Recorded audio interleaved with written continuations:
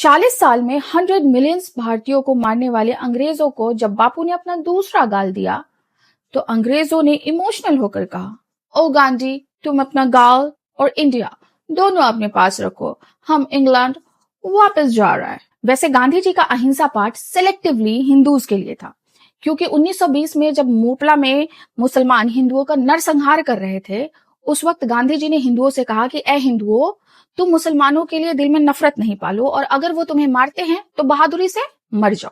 1946 नोआखाली में जब मुसलमान हिंदू पुरुषों को मारकर उनकी महिलाओं का रेप कर रहे थे तो गांधी जी ने महिलाओं से कहा, अपनी जीभ काट लो, सांस रोक लो या जहर खा के मर जाओ। लेकिन जब कोलकाता में गोपाल पाठा ने हिंदू नरसंहार का बदला लेना शुरू किया तो जन्नत में ओवरटाइम करती हूरों का दुख बापू से देखा नहीं गया और बापू बिना देर किए गोपाल पाठा को सरेंडर कराने पहुंच गए। 1942 में भारत छोड़ो आंदोलन फेल होने के बाद 1944 में गांधी जी ने ब्रिटिशर्स को कहा कि उन्हें अब इमीडिएटली भारत छोड़ देना चाहिए। तब Indian voice Roy Lord Wavell ने इस मैटर पर गांधी से बात करने तक को मना कर दिया। तब के ब्रिटिश प्राइम मिनिस्टर क्लेमेंट एटली ने जस्टिस पीबी चक्रवर्ती को कहा कि भारत की आजादी में गांधी और नेहरू का योगदान नहीं के बराबर है और सुभाष चंद्र बोस की आजाद हिंद फौज और रॉयल इंडियन नेवी की वजह से हमने भारत छोड़ा, क्योंकि सेना के बिना रूल करना असंभव था। Doctor B R. अंबेडकर ने भी बीबीसी को इंटरव्यू देते वक्त यही कहा था